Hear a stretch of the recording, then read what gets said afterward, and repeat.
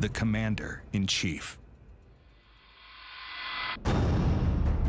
January 15th, 1991. Saddam Hussein has run out of time. The deadline passes. His troops still occupy Kuwait. The president's closest military advisors, Scowcroft, Cheney, Powell, and Robert Gates, gather in the Oval Office.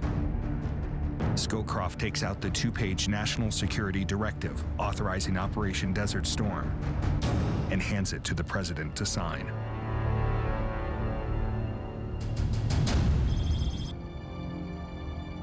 On the ground in the Persian Gulf, more than 500,000 coalition troops wait for the order to attack.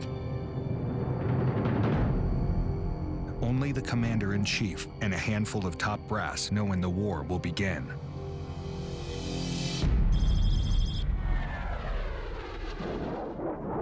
Later that evening, coalition bombs and missiles light up the sky over Baghdad. I was in my office on the 7th floor to the State Department, and I remember being quite concerned because the war started 4 minutes late. I never will forget Bernie Shaw were reporting. Go ahead, Bernie. I'm just crouching down here on the floor. It is eerily quiet right now. The deadline's passed, not much is happening, and all of a sudden the sky lit up. In the sky, to my left, to my right, flashes of lights. Then the ground shook. And they dived under their desks. Phase 1 of Operation Desert Storm is underway, the air war. The promise of air power was realized by the time we got to Desert Storm. Coalition forces launch a devastating air campaign.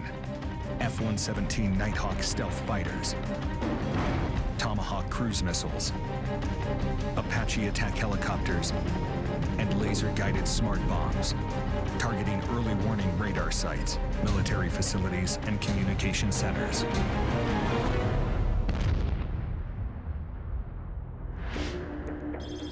In the Oval Office, President Bush addresses the nation. Just 2 hours ago, Allied air forces began an attack on military targets in Iraq and Kuwait.